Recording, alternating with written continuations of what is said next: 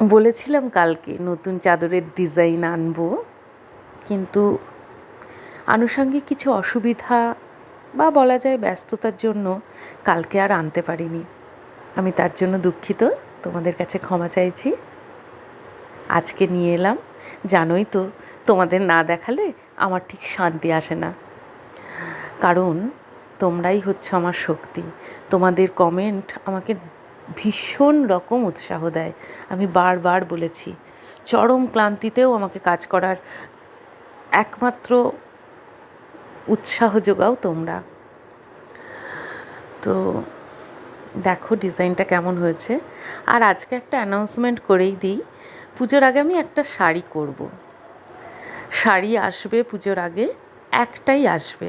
তোমরা কেউ অর্ডার দিতে চাইলে দেখো, আগে দেখে যদি অর্ডার দিতে চাও দিতেই পারো,